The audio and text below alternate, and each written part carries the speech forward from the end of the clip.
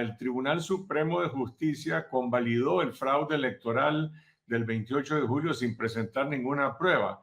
Estados Unidos, la Unión Europea y otros 10 países latinoamericanos rechazan la ratificación de Maduro como supuesto ganador de las elecciones y demandan la publicación de las actas de votación al Consejo Electoral.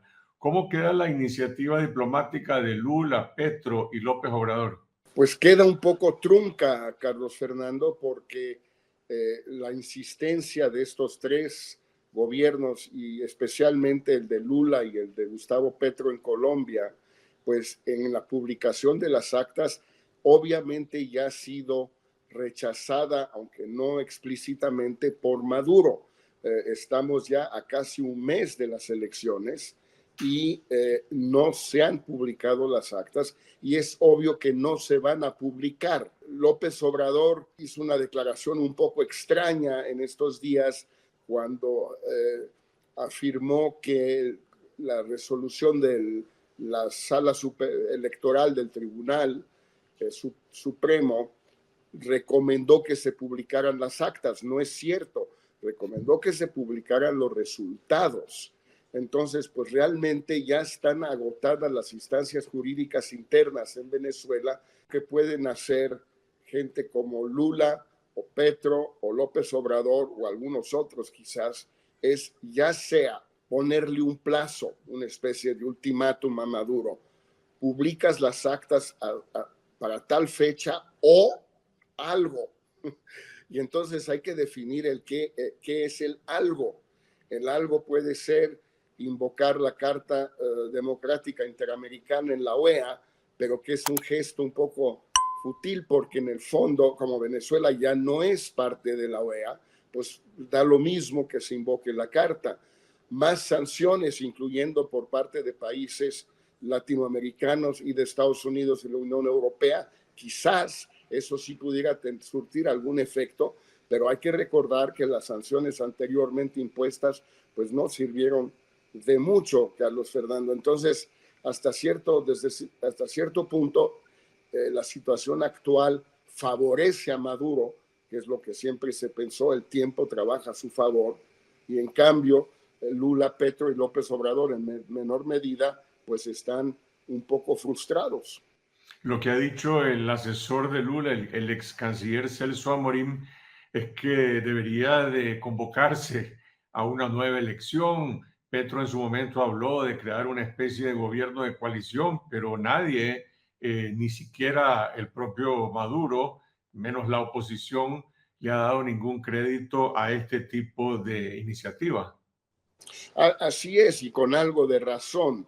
Es decir, cuando María Corina Machado dice, por ejemplo, bueno, si ya aceptamos ir a elecciones en las condiciones impuestas por el gobierno, es decir, estas no fueron elecciones que se celebraron bajo circunstancias pactadas con la oposición o con la Unión Europea o con Estados Unidos, no, fueron elecciones realizadas totalmente en las condiciones que impuso el gobierno. Entonces, si aún así no le gustaron a Maduro los resultados, ¿por qué habrían que gustarle los resultados en una nueva elección? ¿Qué garantiza que la nueva elección sea más justa, más libre, más observada, vigilada internacionalmente que la anterior? Y además el esfuerzo de organización de campaña sería enorme. ¿Y quién permitirían que María Corina fuera candidata en las nuevas elecciones? O de nuevo inhabilitarían no solo a ella, sino también a Edmundo González. Es una propuesta un poco extraña de parte de Celso Amorín, que sí, Celso, pues la verdad, es alguien que está buscando en efecto una salida, pero una salida que sea aceptable para Maduro, y a casi un mes de las elecciones, Celso Amorín no ha encontrado esa salida. Quedan un poco más de 4 meses para la proclamación del nuevo presidente el 5 de enero.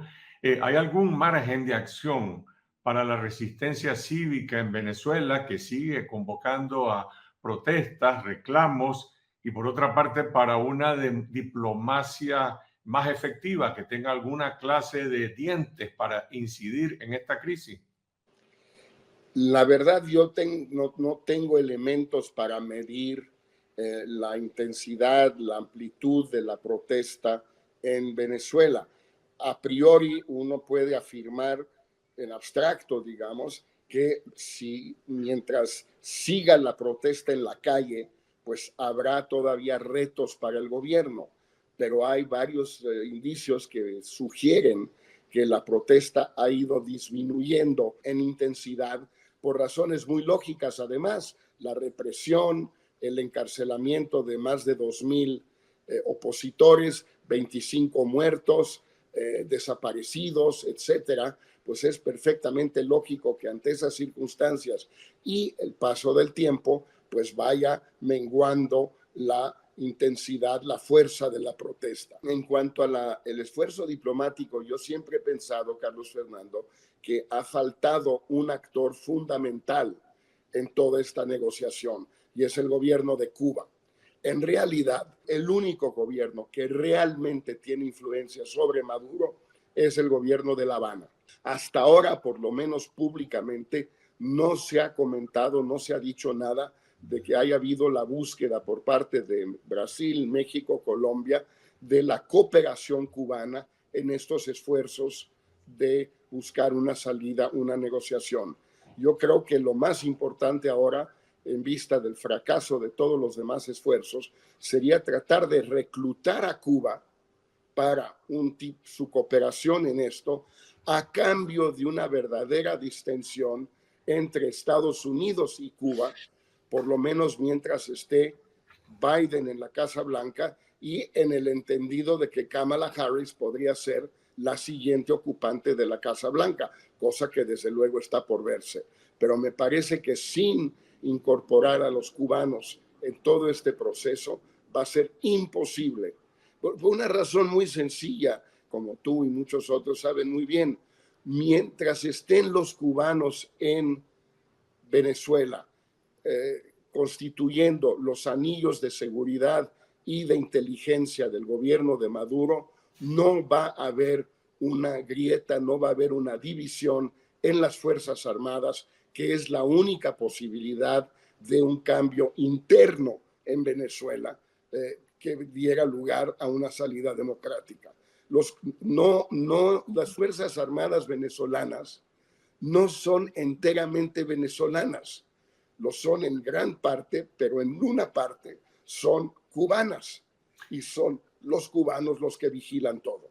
Pero ¿qué incentivo podrían tener los cubanos? Tú hablas de distensión con Estados Unidos, pero ¿qué incentivo pueden tener para facilitar una transición democrática en Venezuela que puede tener incluso pues, un efecto, digamos, contraproducente para Cuba, que ha dependido tanto de este tipo de alianzas con el régimen de Chávez antes y ahora con el régimen de Maduro? Depende mucho de la gravedad de la situación económica y social en Cuba, que por definición los que estamos fuera de Cuba no conocemos al detalle. Pero a mí se me ocurre, Carlos Fernando, que la situación es tan grave que para Cuba una normalización plena con Estados Unidos, o por lo menos hasta donde llegó Obama en el 2015, pues sí sería algo por lo cual los cubanos estarían dispuestos a pagar mucho. Y ese mucho puede implicar una salida negociada en Venezuela que no los perjudique a ellos, es decir, que permita que parte de la cooperación venezolana con Cuba se mantenga, cosa que desde luego no sucedería si hubiera una salida que no fuera pactada. Si Maduro se impone por la fuerza en la dirección que apunta en este momento, hay señales de criminalización contra Edmundo González, María Corina Machado y otros líderes de la oposición. ¿Se puede sostener un régimen de Maduro sin legitimidad, sin reconocimiento internacional después de enero, o lo hizo Ortega en 2021, o hay otro tipo de impacto en la crisis venezolana que puede cuestionar su sostenibilidad? En principio, la posibilidad de sobrevivencia de un régimen en esas condiciones nos lo da el caso de Nicaragua que tú mencionabas y de cierta manera el caso de Cuba, que ha sobrevivido al embargo norteamericano desde hace más de 60 años. La gran diferencia con Venezuela es el factor migratorio hacia el resto de América Latina y hacia Estados Unidos. La gran diferencia es que los volúmenes del éxodo venezolano son muy superiores a los de Cuba en los años 60, en el Mariel, en el Maleconazo e incluso los últimos 2 años, y desde luego de Nicaragua desde a partir del 2018 y el 21. Para muchos países de América Latina y para Estados Unidos, el status quo interno venezolano no es aceptable por motivos de la migración, no por motivos de principio, de escrúpulos, de Estado de Derecho, de democracia, etcétera, de derechos humanos, no, sino por el tema migratorio. Pero el problema es que nadie encuentra qué hacer. Es decir, de acuerdo, Colombia no puede soportar otro éxodo de 2 millones de venezolanos. Pero entonces, ¿qué va a hacer? ¿Qué puede hacer para encontrar una solución?